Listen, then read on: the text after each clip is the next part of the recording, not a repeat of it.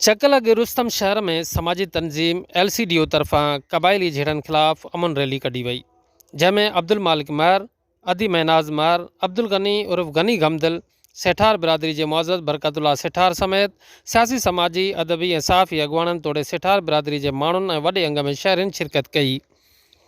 उन मौक़े ते तंज़ीम के अॻुवाणनि मीडिया सां ॻाल्हाईंदे चयो त हीअ अमन रैली आहे। असां बिरादरी के सरदारनि, ज़िला इंतज़ामिया ऐं इंसान दोस्त तंज़ीमुनि जे अॻुवाणनि खे अपील था कयूं त ही क़ौमी झेड़ा ख़त्म कराए इलाइक़े में अमन बहाल कराइण में पंहिंजो किरदारु अदा कनि। वधीक अॻुवाणनि सचाई न्यूज़ सां ॻाल्हाईंदे चयो ये रैली असां कढी आहे अमन रैली आहे ऐं ख़ुशूसी इन लाइ त इलाइक़े में अमन खे जेके क़बीलाई झेड़ा आहिनि उनखे जीअं डिस्काउट कजे, डिस्करेज कजे ऐं इंतिज़ामिया खे जेको आहे सो अलर्ट कजे जीअं उहे पंहिंजो रोल अदा कनि ऐं कानून जो अमल कराइनि। लॻे त हिते कानून आहे रिट आहे गवर्नमेंट सां, उनखे सिर्फ़ु असां यादि करण लाइ जेको आहे सो रैली कढी आहे। मुल्क में इलाइक़े में अमन खे सुकून थिए, पढ़ाइयूं थियनि, सभु कारोबार थियनि।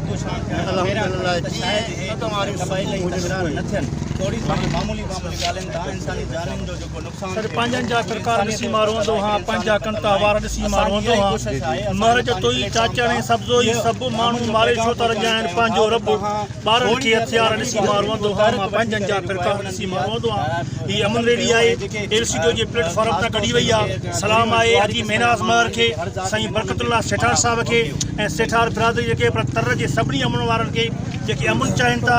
हीअ अमन जी रैली आहे। असां चयूं था त ज़िले शिकापुर में जेका अमन जे ख़िलाफ़ जेका बाहिबरी भड़की रही आहे, जिते गोली ऐं बारूद जी बोई अचे थी, अमन जा पखी उॾामी विया आहिनि। असां अमन जे लाइ आवाज़ उथारियो आहे। असां पूरी सोशल मीडिया जे हवाले सां SSP साहब खे ऐं DIG साहब खे, IG साहब खे ऐं सिंध लेवल ते सभिनी खे अर्ज़ु था कयूं त ख़ुदा रा असांखे अमन खपे। असां अमन जा पुजारी आहियूं।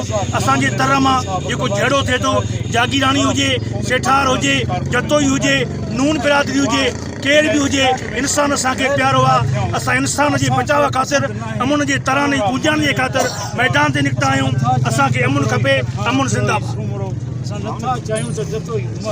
असां क़बीलाई झेड़नि जे नाले ते इंसान जो क़त्ल थो थियो वञे, उन में जेको इंसानियत खे कोई माण्हू नथो सम्झे।